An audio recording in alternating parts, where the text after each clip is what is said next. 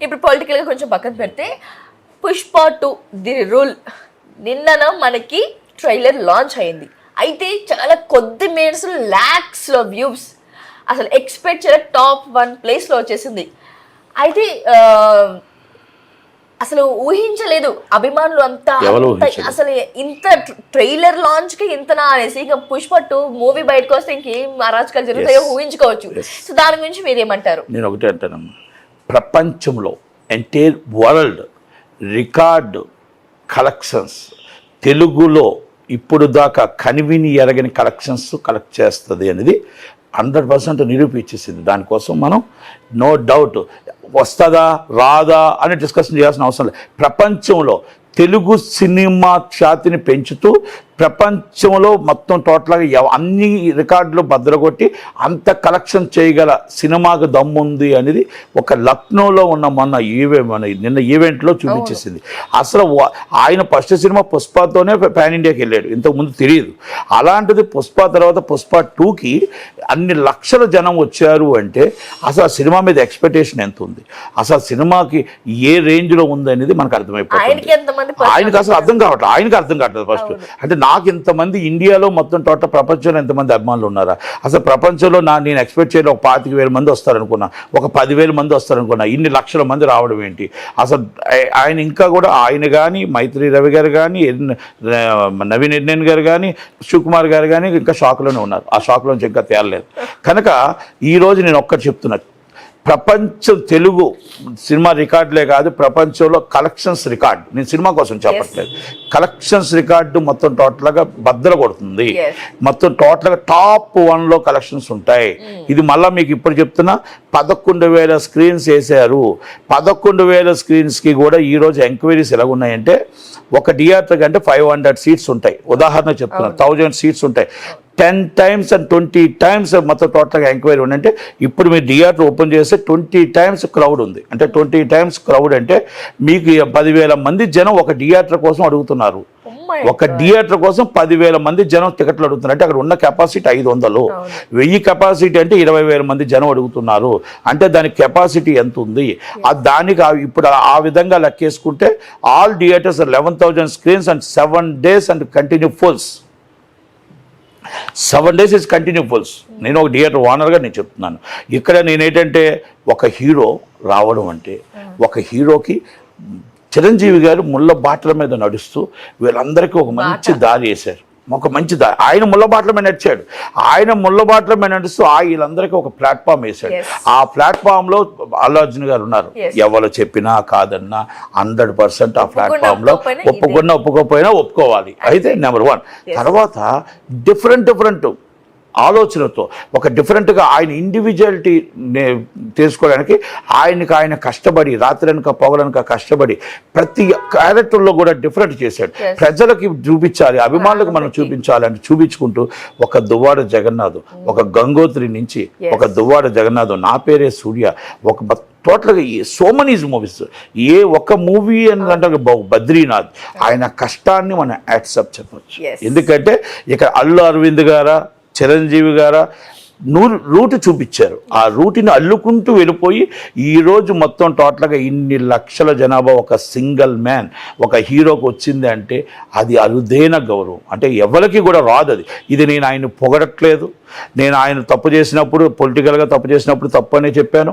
100% ఆయన మంచి చేసినప్పుడు మంచి జరిగినప్పుడు మంచిగానే చెప్తాం. పొగడ్డం అనేది ఇప్పుడు ఇప్పుడు వాళ్ళందరూ వాళ్ళ నాన్నగారి నుంచి నాకు చిన్నప్పటి నుంచి అందరూ తెలుసు కనుక వాళ్ళందరూ బాగుండాలనే కోరుకుంటాం, మేము బాగుండాలని కోరుకుంటాం. ఇక్కడ ఎవరికి తగాదాలు ఉండవు. కానీ ఏంటంటే ఇంత అరుదైన గౌరవం ఎవరికి రాదు. ఇస్ ద పుష్ప 2 అనేది నా భూతో నా భవిష్యత్తు. Is Allu Arjun is a life time is a top 1. అంతే, కలెక్షన్స్ లో టాప్ 1 హీరో. నాట్ ఓన్లీ నేను మూవీ కోసం చెప్పట్లేదు, మళ్ళా చెప్తాను, రిపీట్, మూవీ కోసం చెప్పట్లే. ఒకటి, నేను 4 క్వశ్చన్స్ 4 మాత్రం నా విన్నపం 4 ఉన్నాయి. దయచేసి ప్రతి ఒక్కరు వెయ్యాలి. నేను అడుగుతుంది ప్రొడ్యూసర్ గారిని, అల్లు అర్జున్ గారిని, అలాగే శివకుమార్ గారిని అండ్ డిస్ట్రిబ్యూటర్స్ని నేను రిక్వెస్ట్, ప్లీజ్ మీరు థియేటర్స్లో ప్రీమియర్ షోకి ఎనీ ఫోన్ నాట్ అలౌడ్, ఫోన్లు ఎవరు కూడా నాట్ అలౌట్ చేయొద్దు. ప్రీమియర్ షోస్ దాకా ఫోన్ నాట్ అలౌట్ చేయకపోతే మనం సినిమా ఎలాగుంది ఏంటని బయటకు వచ్చి బాగుంటే చెప్పమన్నాడు. కానీ ఒకవేళ ఏమవుతుందంటే మొన్న మీకు దేవరా సినిమా అవ్వచ్చు, లేకపోతే సో మెనీ బిఫోర్ మూవీస్ అవ్వచ్చు, అన్నీ కూడా వాళ్ళు 300 ట్రోల్స్ చేశారు. సినిమా 3 గంటల రిలీజ్ అయితే 3 గంటల షోకి 300 ట్రోల్స్ చేశారు. అంటే నచ్చిందా నచ్చలేదా పక్కన పెట్టండి, మీరు పూర్తిగా సినిమా చూసిన తర్వాత ఒక అవగాహన వస్తుంది. ఆ అవగాహన వచ్చిన తర్వాత మీరు ఏమైనా ట్రోల్ చేసుకోండి, ఏమైనా పెట్టండి, ఇది పర్లేదు. కానీ సినిమా చూస్తూ మీరు ఇష్టం వచ్చినట్టు అలా పెట్టడం అనేది కరెక్ట్ కాదు. సినిమా ఇండస్ట్రీ కానీ ఇది నష్టం వస్తుంది.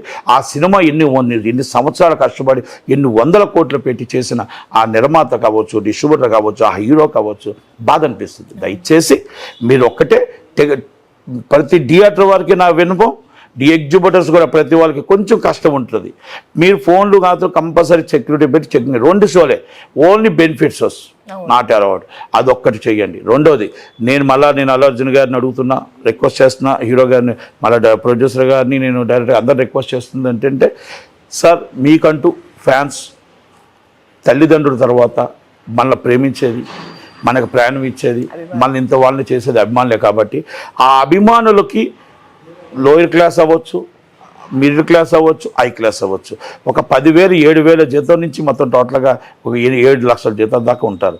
కనుక 7,000 జీతగాడు కూడా మీకు 5 సార్లు సినిమా చూడాలి మా హీరో సినిమా అనుకుంటారు. కాబట్టి దయచేసి గవర్నమెంట్ వారు ఏ రేట్ ఇచ్చారో ఆ రేటుగా ఆ అభిమానికి టికెట్ వచ్చి ఆ అభిమాని 1కి 5 సార్లు సినిమా చూసే విధంగా ఉండాలే తప్ప మనం 2,000 3,000 5,000 తీసుకొచ్చి ఆ విధంగా టికెట్ బ్లాక్ మార్కెట్లోకి వెళ్ళే విధంగా సినిమా అభిమానులు జోబులు కొల్లగొట్టే విధంగా ఉండకూడదని, ఆ అభిమానులు అందరూ కూడా మనల్ని అభిమానించే వాళ్ళ పిచ్చి ప్రేమ, ఆ పిచ్చి ప్రేమతో వాళ్ళ భార్య, వాళ్ళ పిల్లలకి, ఆ తల్లిదండ్రులకి ఆకలితో పెట్టేనే సరే మా హీరో సినిమా చూడాలి అన్న ఒక ప్రేమ మనం క్యాష్ చేయకుండా ఈ బ్లాక్ మార్కెట్ని అరికట్టి హీరో మీరు ఒక్కసారి ఫీడ్ చేయండి. దయచేసి మీరు అందరూ కూడా అభిమానులందరికీ కూడా మీరు ఇది బ్లాక్ మార్కెట్లో కొనొద్దు. గవర్నమెంట్ వారు ఏదైతే బడ్జెట్ ఎక్కువైందో ఆ గవర్నమెంట్ వారు ఇచ్చిన రేటు ప్రకారం మీరు టికెట్లు తీసుకోండి. ఎక్కడైనా ఉంటే మీరు ఇమ్మీడియట్లీ కూడా హీరో మీ ఫ్యాన్స్ని కూడా మీ ప్రెసిడెంట్లు కూడా దాన్ని అరికట్టి దగ్గరుండి ఫ్యాన్స్ మీ మన పిచ్చి మీద మా పిల్లల్ని ఆకలితో పెట్టడం కానీ, తల్లిదండ్రులు ఆకలితో పెట్టడం, భార్యను ఆకలితో పెట్టి అప్పులు చేయడం కానీ కాకుండా ఫ్యాన్స్ని మనం కాపాడాల్సిన బాధ్యత, 1కి 5 సార్లు మన సినిమా చూసే బాధ్యత మన హీరో మీద, డైరెక్టర్ మీద, ప్రొడ్యూసర్ మీద ఉంది. కాబట్టి దయచేసి ప్రతి cinema not only Allu Arjun గారు, ప్రతి హీరో సినిమాకి కూడా ప్రతి హీరో ఈ ఫీట్ చేసి నిలబడి ఆ అభిమానులు ఆ ఫ్యామిలీని మనం ఆ ఫ్యాన్స్ని మనం కాపాడుకోగలిగితే మనల్ని నమ్ముకున్న వాళ్ళు మనం కాపాడుకోగలిగితే బాగుంటుంది అనేది నా విన్నపం. ఇది. రెండో విషయం ఏంటంటే నేను ఒకటే చెప్తున్నా, సినిమా ఎన్ని థియేటర్స్ ఎక్కడెక్కడ వేయాలో, ఎక్కడెక్కడ వేస్తున్నారో అన్నీ కూడా రేట్స్ కూడా మీరు అందరూ కూడా గవర్నమెంట్ వారు మొత్తం టోటల్గా 2 రాష్ట్రాలు, ఎందుకంటే సో మెనీ క్రోర్స్ చాలా ఎక్కువ ఖర్చు అయింది, దాన్ని అన్నీ కూడా దృష్టిలో పెట్టుకొని గవర్నమెంట్ వారు రేట్లు ఇవ్వాలి. గవర్నమెంట్ వారు మొత్తం టోటల్గా ఎన్నిసార్లు పర్మిషన్ ఇస్తున్నారు అన్నీ కూడా ఒక్కసారి లాండ్ ఆర్డర్ కానీ, పోలీస్ డిపార్ట్మెంట్ కానీ అన్నీ కూడా వాళ్ళు కూడా అరికట్టాలి.